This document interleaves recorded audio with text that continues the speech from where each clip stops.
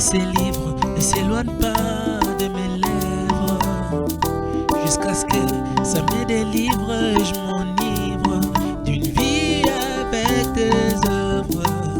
Je veux lire pour connaître mieux, je veux lire pour réussir en toutes choses. Bonsoir à tout le monde, tel a été toujours notre plaisir d'être chez vous pour ces nouveaux numéros de livres inspirés. Je pense qu'aujourd'hui nous serons encore très bénis pour ces grands moments que nous passerons, un moment littéraire que j'avais toujours l'habitude de dire, un moment littéraire avec deux livres, avec la lecture, la pensée toujours qui nous inspire. Et aujourd'hui, nous allons partager ce moment de livres inspirés. J'aurai ici un invité qui est pour nous très honoré de notre part de le recevoir sur ce plateau des livres inspirés. Il s'agit c'est un écrivain, Christian Céleste Lumbou, avec qui nous partageons ces plateaux de livres inspirés. Déjà, je salue, bonsoir, l'écrivain Christian Lumbou. Bonsoir, Pasteur Gérès. Nous sommes très heureux de vous recevoir sur notre plateau livres inspirés ce soir. Je me sens très honoré. Vos impressions un peu par rapport à cette émission Livre Inspiré, que vous avez eu le temps de suivre ça de loin et aussi aujourd'hui, vous êtes très proche et sur le plateau. Quelles sont vos impressions par rapport à cette émission Livre Inspiré? D'abord, je vous félicite. Je vous suis depuis longtemps. Et les fauteuils sur lesquels je me tiens, je vois pas mal des grands hommes de Dieu qui sont passés. Okay. Et aujourd'hui, c'est mon tour. Vraiment. Donc, je me sens très honoré. Et je suis également dans une obligation morale de vous présenter mes sincères remerciements et de vous témoigner également ma gratitude. Et je vous félicite aussi, vous faites un bon travail. Merci beaucoup, merci beaucoup. Nous allons commencer notre émission comme d'habitude avec une citation inspirée. Mais avant que nous commencions, je viens de vous présenter, mais le téléspectateur qui est en train de nous suivre, peut-être qu'ils ne vous connaissent pas encore, ils ne connaissent peut-être pas, d'autres le connaissent, mais on peut juste une brève présentation de qui vous êtes afin de se familiariser avec nos téléspectateurs. Je réponds au nom de Christian Céleste Lumbou. Je suis berger de la mission évangélique Vie des Dieux, un ministère évangélique qui évolue à la commune de Mongafula. Hormis cela, je suis chercheur, écrivain et passionné de la lecture comme le pasteur Gérès. Vraiment passionné de la lecture, on reviendra là-dessus. Mais on va commencer avec notre citation du jour. La citation nous vient d'un coach, Sanders, que nous avons eu le temps de le recevoir ici, Sanders Zagabé. Il a dit ceci: la lecture vous donne 36 réponses pour une seule question. La lecture vous donne 36 réponses pour une seule question. Quel est votre commentaire par rapport à cette citation? La lecture nous donne 36 réponses. J'aurais tellement souhaité connaître le contexte dans lequel la citation a été prononcée, les circonstances dans lesquelles la citation a été dite, parce qu'il y a un risque de donner une interprétation anachronique, comme on dit. C'est comme on dit en français, lorsqu'un texte sort de son contexte, il devient un prétexte. Mais s'il faut s'incliner par rapport à la question, par rapport à l'esprit de la lettre, je dirais ceci. En fait, lorsqu'un chercheur se fourvoie dans la lecture, il est à la quête d'une information, d'une vérité. En fait, il se pose autant de questions autour de son sujet de recherche. Alors, la lecture, quant à elle, ne nous donne pas qu'une réponse à notre préoccupation fondamentale ou initiale, mais nous avons des réponses de manière détaillée. Super. Non seulement de manière détaillée, mais nous avons également des réponses autour de plusieurs domaines, plusieurs aspects où nous n'étions pas forcément intéressés. Yes. Voilà, c'est un peu dans ces sens. C'est un peu vraiment important parce que dans le sens de la lecture, on a partiellement à résoudre peut-être la question, la problématique de qui est peut-être présentement, peut-être offert de se mettre dans la lecture. Vous essayez un peu de voir encore d'autres réponses sur d'autres citations, peut-être que vous n'avez pas eu le temps de penser sur ça. Donc c'est vraiment dans les détails et c'est important pour nous, quand nous avons de telles citations, pour nous encourager toujours à lire et à lire. Certaines choses, vous allez toujours avoir de réponses en lisant. Aujourd'hui, avant que nous puissions aller dans notre thème d'aujourd'hui, vous avez dit que vous êtes lecteur, vous êtes écrivain aussi. Quels sont les livres qui vous ont tant inspiré dans la vie? La question est passionnante. En dehors même de la Bible. En tout cas, pasteur, la question est passionnante. Je pense à des moments beaucoup plus agréables. Je me rappelle les livres qui m'ont beaucoup plus inspiré. Je l'ai lu quand j'étais encore aux humanités. Et c'est le livre qui a été écrit par un célèbre pasteur américain, je ne sais pas si vous connaissez, au nom de Dr. Rick Warren. C'est d'ailleurs le pasteur qui a souvent l'habitude de prononcer la prière quand le chef d'État américain prête leur serment. Le livre était intitulé Pourquoi suis-je sur la terre? Une vie motivée par l'essentiel. Alors le contenu de ces livres voudrait tout simplement dire que nous sommes sur la terre, non pas par hasard, mais chacun de nous, son existence est justifiée par une mission spécifique. Et l'auteur nous a même fait rire dans son contenu. Il a dit, même si les gens vous disent que votre venue sur la terre est issue d'une grossesse indésirée ou accidentelle, mais pour Dieu, vous n'êtes pas un accident. Même si les parents, j'ai entendu même un parent dire à son fils, voilà, la famille s'était arrêtée avec ta sœur, mais je n'ai pas compris, après 2 ou 3 ans, nous t'avons eu. Mais si pour les hommes, on peut être un accident, ou soit une venue imprévisible, mais pour Dieu, nous ne sommes pas des accidents. Notre venue a été programmée pour un but précis. C'est un livre qui vous a... Ça m'a boosté, ça a changé ma façon de voir les choses. Et si aujourd'hui, par exemple, on peut vous poser encore une autre question, selon vous, pourquoi est-il bon de lire? Pourquoi est-il bon de lire? En tout cas, pasteur, cette question mérite une attention soutenue. Je ne sais pas si vous avez entendu un proverbe que les Congolais ironisent un peu.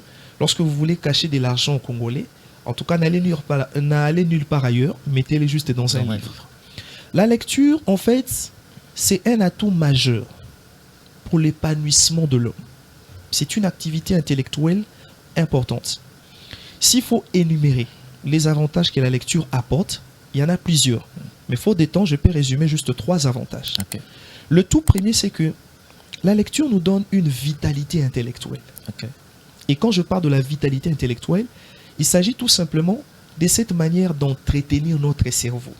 Vous savez, le cerveau d'un homme, c'est un peu comme la batterie d'un véhicule. Et quand une batterie n'est pas en fonctionnement, elle s'est refroidie. Il en va de même. Lorsque le cerveau n'est pas bien nourri, il s'est ramolli. Donc, alors, la meilleure façon pour nous d'assaisonner, d'affermir ces cerveaux, d'équiper, voilà, vous m'avez d'ailleurs donné le vocabulaire qu'il faut, d'équiper ces cerveaux, c'est de les nourrir au travers de la lecture.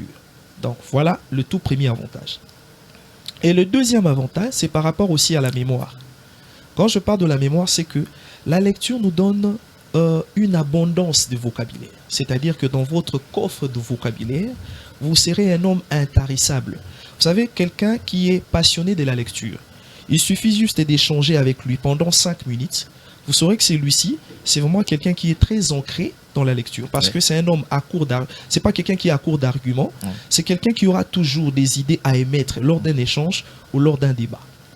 Alors, un autre avantage, je crois que je vais clôturer par là, c'est que la lecture nous donne de la connaissance et de l'information. On n'apprend pas que de vocabulaire, pas que l'orthographe, mais on a une information. Et lorsqu'on a une information, on a la connaissance. Et quand on a la connaissance, celle-ci stimule notre imagination. Ça nous donne une capacité de créer des idées, mais voire même des choses qui n'en existent pas. Regardez ce que Dieu même dit dans sa parole. Il dit, mon peuple périt parce qu'il lui manque de la connaissance.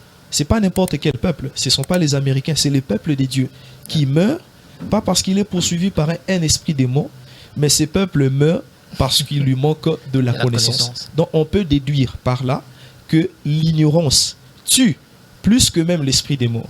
Donc l'ignorance est pire que l'esprit des morts. Donc s'il y a un démon d'esprit des morts et l'ignorance, celui que vous devez plus craindre, c'est l'ignorance. Ah non, non, là c'est très fort. C'est que vous devrez craindre vraiment ce que le berger a dit. Il faut craindre l'ignorance. Peut-être on a peur toujours des démons, mais attention à l'ignorance. Aujourd'hui, vous voyez réellement que comment aujourd'hui vous êtes appelés à avoir cette culture de la lecture. Notre thème d'aujourd'hui qu'on va essayer d'aborder, c'est au-delà des diplômes, l'école du futur. Au-delà des diplômes, l'école du futur. C'est seulement qu'on aura vraiment bien comprendre ces thèmes, rester branchés pour mieux assimiler cela. On va commencer avec cette question. Il y a Dr. Myles Munroe, c'est un éminent homme de Dieu qui nous a déjà quittés. Il a dit ceci un jour, l'ingrédient magique pour le développement d'une nation, c'est l'éducation. Virgule, l'éducation, virgule, encore l'éducation. Êtes-vous d'accord que l'école, l'éducation est l'âme d'une société un agent du changement. Êtes-vous vraiment d'accord avec cette pensée de Miles Monroe que réellement c'est l'éducation qui est l'âme du changement d'une nation? Pasteur, je suis extrêmement d'accord à 100%. À mon avis, je pense même que cette citation devrait être diffusée à grande échelle et pourquoi pas être même traduite dans toutes les 4 langues nationales. Okay. Pourquoi je suis d'accord avec ça? En fait, aucune nation au monde ne peut se développer tout en bypassant l'éducation. Okay. L'éducation, je dirais même que c'est le socle d'un développement durable. Je paraphrase la citation. Nous connaissons Nelson Mandela qui a dit que l'éducation est l'arme la plus puissante pour amener une nation au changement. Si je peux partir par un exemple palpable. Vous savez, l'éducation est un peu... l'éducation est pour une nation, c'est que la fondation est pour une maison de construction. Si vous consultez les architectes, ils vous diront que la partie la plus cruciale et la plus financièrement exigeante, c'est la fondation. Donc, c'est-à-dire, c'est la fondation qui détermine la durabilité de la maison face aux intempéries, face au vent et face à des réactions imprévisibles. Vous pouvez aller à 3 ou 4 ou 5 niveaux. La durabilité ou l'endurance d'une maison ne dépend pas de la peinture qui a été appliquée, ne dépend pas non plus des meubles qu'on a équipés la maison, mais la durabilité d'une maison dépend de la manière dont la fondation a été posée. Et je pense que cette analogie s'applique même pour ce qu'est l'éducation à une nation. Je vais vous donner un exemple encore beaucoup plus palpable. Aujourd'hui, on nous parle du Japon. Je ne sais pas si vous connaissez le Japon. Japon, oui. Est-ce que vous savez que le Japon n'a pas de minerai comme la RDC? Non, non. Le Japon n'a pas le coltan. Le Japon n'a pas l'or, n'a pas le diamant. Mais qu'est-ce que le Japon a aujourd'hui qui fait que le Japon s'est imposé même dans les concerts de nations? Le Japon a ce qu'on appelle la matière grise. Ça dit... Ils ont tout ce qu'on appelle même un ministère de la connaissance. Voilà. En fait, les Japonais ont compris que pour atteindre le seuil de développement, on doit investir sur l'homme. Ouais. Et je vous informe qu'aujourd'hui, même les experts des Nations Unies, les experts internationalistes, il y a un grand débat aujourd'hui dans les Nations Unies, on parle de la réforme du Conseil de sécurité. Les experts estiment que la configuration du Conseil de sécurité ne répond plus aux nouveaux enjeux géopolitiques de l'heure. Ça veut dire les puissances faibles d'hier, en fait des États faibles d'hier deviennent des États puissants d'aujourd'hui. Et ceux qui étaient puissants hier sont en train de tendre vers l'effondrement. Et le Japon aujourd'hui fait partie des États que l'on propose d'adhérer dans le cercle fermé du Conseil de sécurité. Pas parce qu'il a une capacité militaire très élevée, mais tout simplement parce que le Japonais ont ce qu'on appelle de la connaissance. Donc voyez-vous, là où l'éducation, là où le savoir, et aujourd'hui je vous informe même que le Japon fait partie de puissances émergentes dans le concert de nations. Vous savez, c'est que vous êtes en train de parler par rapport au Japon. Il y a le docteur Silas qui a écrit quelque chose, l'a dit. Détruisez l'école des nations et vous n'aurez plus besoin de la coloniser. Vous n'avez plus besoin de faire la guerre pour la coloniser. Il dit détruisez l'école des nations et vous n'aurez plus besoin de faire la guerre pour la coloniser. Est-ce que l'éducation est aussi un des éléments qui assure la défense des nations? Bien sûr. Pasteur, j'allais même atterrir par là. Aujourd'hui, je prends un exemple qui est d'ailleurs d'actualité. La RDC, nous sommes en guerre. Nous sommes en guerre. Et je vous informe, pasteur, aujourd'hui, dans l'échiquier international, la plus grande bataille qu'il y a aujourd'hui, vous savez, la bataille, c'est autour de quoi? Autour de l'information. Autour de la connaissance. Et l'information dont il est question ici, c'est beaucoup plus l'information en matière de la nouvelle technologie de pointe. Et les grandes puissances ont compris que cette information, c'est comme on dit en anglais, the knowledge is a power. C'est-à-dire, ils ont compris que nous seuls devons détenir cette information. Et évitons à ce que les autres nations accèdent à cette information. Ils vont même plus loin. Ils nous qualifient comme étant des États voyous, des États faibles. Et regardez même la subtilité de toutes ces nations puissantes.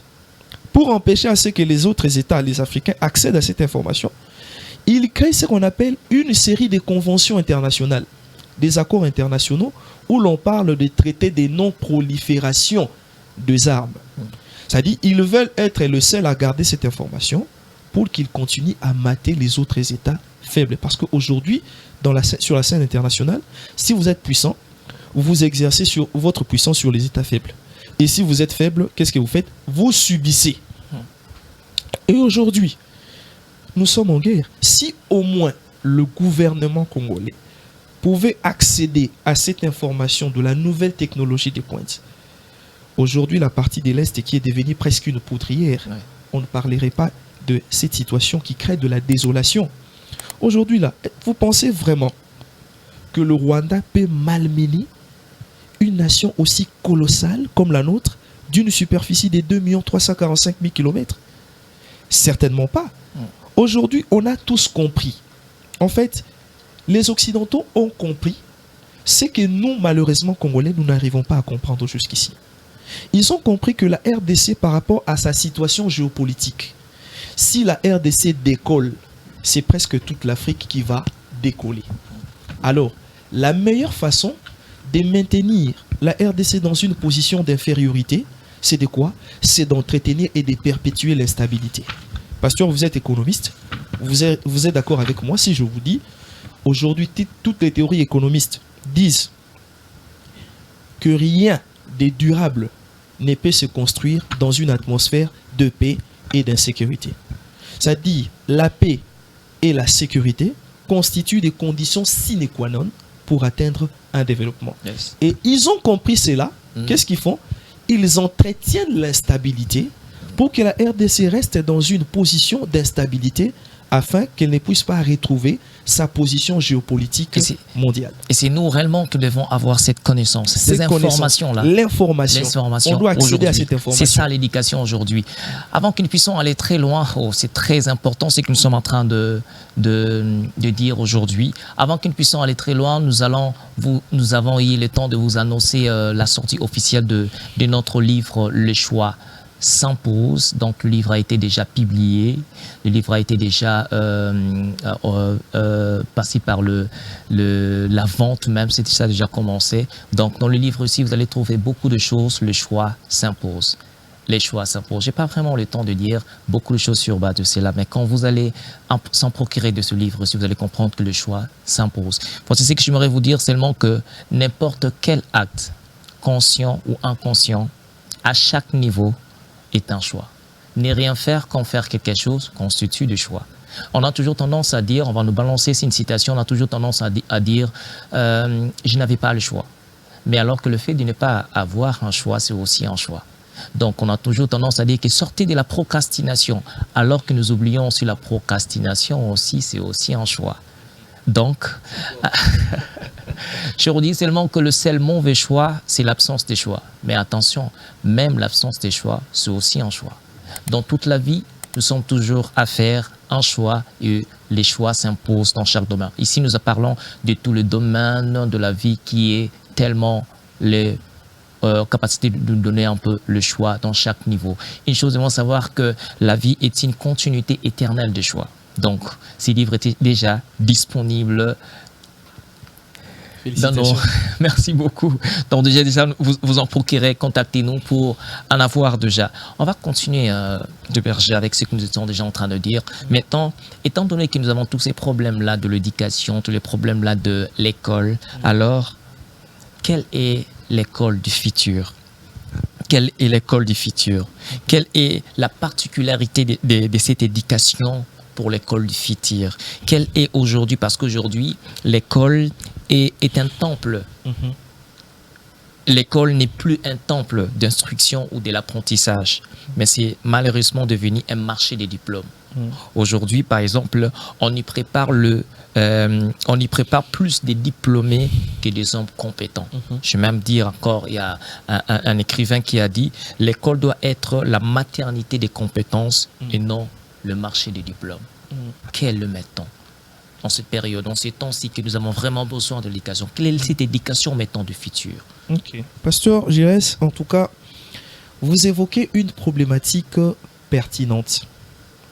Et je me dis, si on s'y met à réfléchir par rapport à cette école du futur, peut-être que ça pourrait nous prendre autant de mois.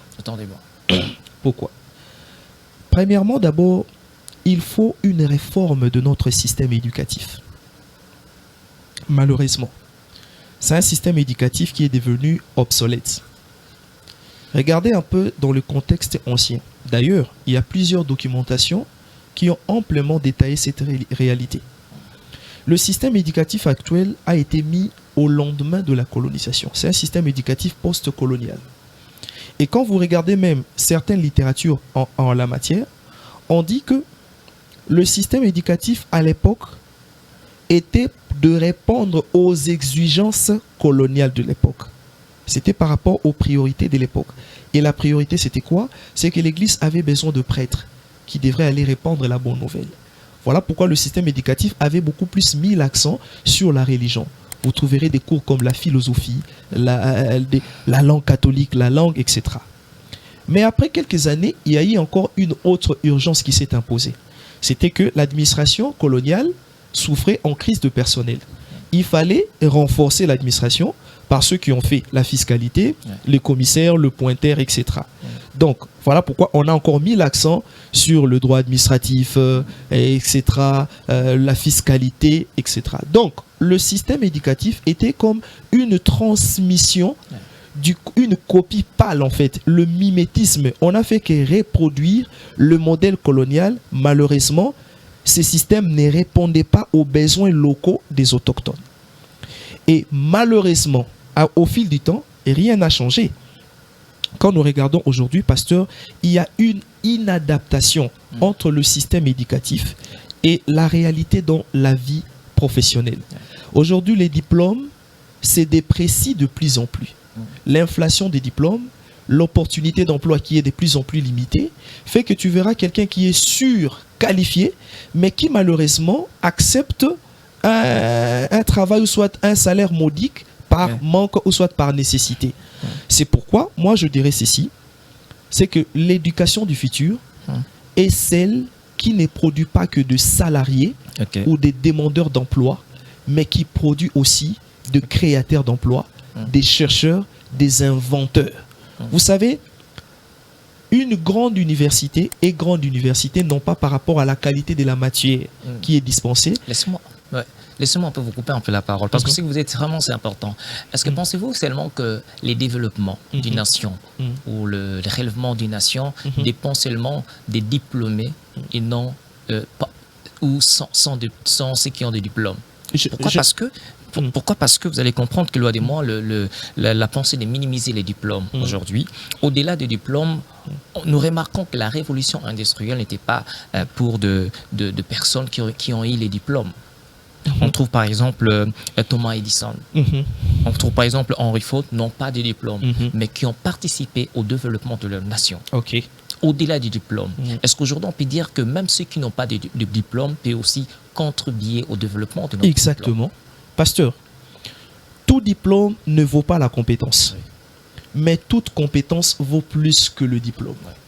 En fait, le diplôme, ce n'est qu'un document qui authentifie votre passage au sein d'une institution académique. Comme on dit seulement que c'est une présomption seulement de connaissance. Voilà pourquoi même dans un autre langage administratif, on parle d'une attestation tenant lieu.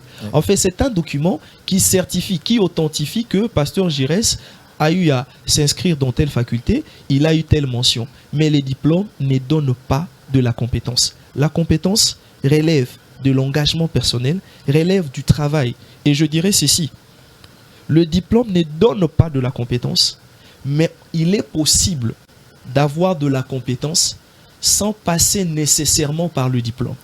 D'ailleurs, vous avez donné un exemple très illustratif que tous les millionnaires, Steve Jobs, Bill Gates, tous ces gens-là ne sont pas forcément passés par les bancs de l'école. Pas fini. Mais le problème, c'est quoi? Leur secret, c'est quoi? Ils ont tout simplement découvert leur domaine de prédilection, leur potentiel, et ils les ont exploités. Ça veut dire que le potentiel d'un homme peut vous amener là où le diplôme n'a pas pu vous amener. Okay. Je donne une citation de Albert Einstein. Albert Einstein a dit ceci. Il dit tout le monde est génie. Mais si vous jugez un poisson par sa capacité de grimper sur un arbre, ce poisson risquera de croire qu'il est stupide. Ça veut dire que il est pratiquement impossible d'être meilleur en dehors de votre domaine de prédilection. Pasteur, j'ai essayé de lire votre ouvrage. Quand j'ai lu votre profil, je vois que vous êtes économiste de formation. Mais ce que vous faites là n'a rien à voir avec l'économie. Aujourd'hui, je vous connais, non pas à cause de vos théories économiques, mais tout simplement parce que vous faites preuve de prouesse intellectuelle incontestée et incontestable en matière aujourd'hui. Et je ne vous flatte pas, je ne suis pas flatteur. Hein. En tout cas, je vous dis la vérité. L'audience médiatique que vous avez aujourd'hui, en tout cas, elle est incontestée et incontestable. Donc, c'est pour dire que sans diplôme, on peut aussi réussir. Aujourd'hui, je parlais. Est-ce qu'on peut même répéter ça à ceux qui sont en train de le suivre, que sans diplôme, on peut aussi réussir? Évidemment. Parce qu'aujourd'hui, on croit que seulement qu'en ayant un diplôme, que nécessairement on est appelé à réussir. Bien qu'on dit que non, on ne minimise pas les diplômes, mais aussi on peut rappeler à nous, ceux qui n'ont pas peut-être de diplôme, peut aussi contribuer au développement de notre nation. Évidemment. Donc, je les reprends avec force, avec une forte conviction et avec la dernière énergie possible que le diplôme ne vaut pas la compétence, mais toute compétence vaut plus que le diplôme. Ouais. Il est possible d'avoir de la compétence sans nécessairement passer par le diplôme. Un exemple, pasteur, accordez-moi juste de donner cet exemple. Je donne un exemple, je prends mon joueur préféré. Okay. Aujourd'hui, on parle de Lionel Messi. Mais Lionel Messi n'est pas licencié en économie comme vous. Non.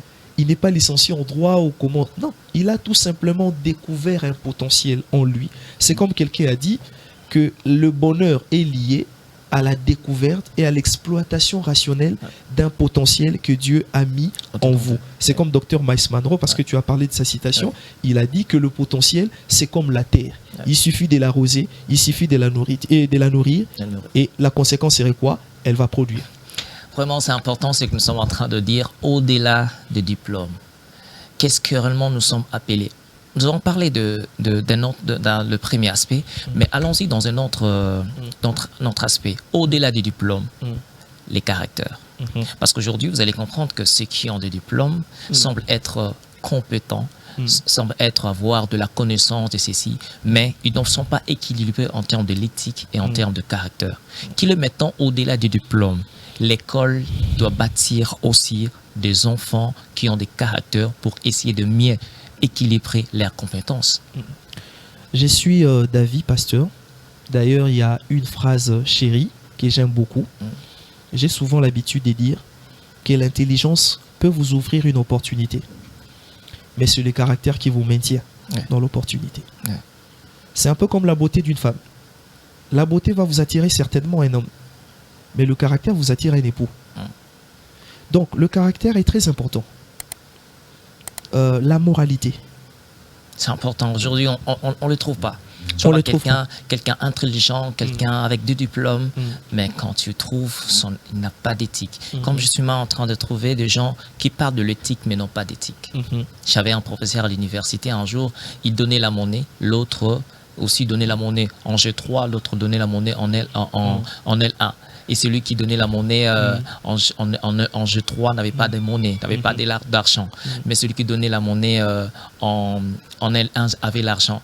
Un jour, ils se croisent au couloir, les deux se rencontrent. L'autre de L1 dit, vous donnez la monnaie, mais vous n'avez pas la monnaie. Okay. Je pourrais dire encore qu'aujourd'hui, quand on rencontre certaines personnes qui donnent de l'éthique, mais n'ont pas d'éthique. Mais le problème, c'est celui-ci, pasteur. Parlons de l'éthique. C'est un sujet beaucoup complexe. Une fois, je suivais le plaidoyer d'un avocat qui disait « Au Congo, vous avez beaucoup de diplômés, mais on n'a pas assez d'intellectuels. » C'est-à-dire les diplômés sont ceux qui ont des diplômes, docteurs en ceci, mais l'intellectuel est celui qui, au-delà du diplôme, a la bonne moralité et l'éthique. Maintenant, le problème relève à quel niveau, pasteur? On a parlé tout à l'heure là de la réforme. Et cette réforme doit être à la fois systématique et qualitative. C'est-à-dire, on ne réforme pas que la matière, mais on doit aussi réformer l'acteur ou l'outil, l'instrument par lequel cette matière elle est transmise. Et là, je vois le corps des enseignants. Aujourd'hui, pasteur, vous savez, Machiavel a dit une chose, qu'un homme qui oublie les objectifs pour lesquels il est fait, il devient un criminel. Comment trouvez-vous, figurez-vous, vous avez un enseignant à qui vous confiez la responsabilité de donner la matière aux élèves, mais que vous ne voulez pas mettre dans des conditions humainement acceptables.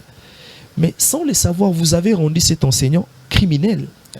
Au lieu qu'il soit vendeur de la connaissance, il devient un vendeur du diplôme.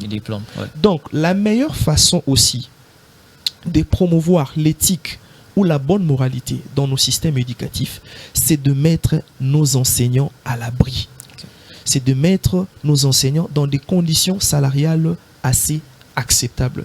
Mais c'est décevant aujourd'hui. L'enseignant est devenu comme une marque déposée de la moquerie, du mépris, voire même de la pauvreté. Moi, je suis parfois sidéré, je suis estomaqué de voir que dans une nation comme celle-ci, où la pauvreté est galopante, mais vous avez un ministre qui a un salaire beaucoup plus colossal que celui qui transmet de la matière. Donc, il y a une inversion de valeur qu'on doit beaucoup plus lutter. Donc, nous sommes en train déjà d'échiter très bon moment que nous avons passé dans ce plateau de livres inspirés que nous sommes déjà en train de nous donner déjà pour la semaine prochaine. Donc, avant que nous puissions nous quitter, je vous donne votre mot de la fin. Vraiment, c'était un plaisir de vous recevoir. Votre mot de la fin pour cette émission Livres Inspirés. Merci beaucoup, pasteur Giresse. Je me suis senti très honoré. Merci beaucoup pour cette émission, pour ce grand travail que vous êtes en train de battre. Vous êtes un acteur de développement. Je ne vous flatte pas. Parce que tout développement passe par une conscientisation. Et ce que vous faites là, c'est un acte de conscientisation. On ne peut pas aspirer au développement si on n'a pas été conscientisé. Je vous souhaite bon vent et bonne mère et que le Seigneur Dieu vous accompagne. Et comme mot de la fin, je dirais que l'éducation, je reprends ce que j'ai dit au départ, que l'éducation est pour une nation, c'est que la fondation est pour une construction, une maison en construction. C'est la base. C'est ce qui détermine la durabilité de la maison face aux intempéries. Donc, si nous voulons atteindre le seuil du développement dans notre pays, en tout cas, passons notre temps à investir sur les humains, sur les hommes et non sur le parti politique. Vraiment, investissons sur les hommes et non sur le parti politique. C'est important. Moi, je vous donne rendez-vous pour la semaine prochaine avant que nous puissions nous quitter. Je vous rappelle encore pour ces livres, Le choix s'impose. Dans ce livre aussi, vous trouverez aussi ce que je suis en train de dire. Il y a 4 types de personnes. Il y a ceux qui regardent les choses arriver. Il y a ceux qui laissent les choses arriver. Il y a ceux qui demandent ce qui s'est passé. Il y a ceux qui font arriver les choses. Ceux qui font arriver les choses, c'est ceux qui sont des hommes de choix. Ils ne laissent pas arriver les choses. Ils ne demandent pas ce qui s'est passé. Ils ne regardent pas ce qui se passe, mais eux-mêmes prennent les choses pour dire « je dois choisir, changer ma situation ». Ça va être une chose importante. On peut naître d'une famille pauvre, mais le fait d'être pauvre, c'est notre propre choix. On peut naître dans un pays pauvre, mais le fait d'être pauvre, c'est notre propre choix. On a toujours tendance à dire le pays que je suis né, ou la famille que je suis né. Mais on peut changer on peut peut-être on peut subir une chose, mais c'est notre choix pour changer ce qu'on a subi. Donc pour la semaine prochaine, contactez-nous pour ce nouveau livre, Le choix s'impose, et vous serez tellement très bénis. À la semaine prochaine, cette émission, vous le trouvez sur notre chaîne YouTube, Livres Inspirés, et à très bientôt. Bye bye.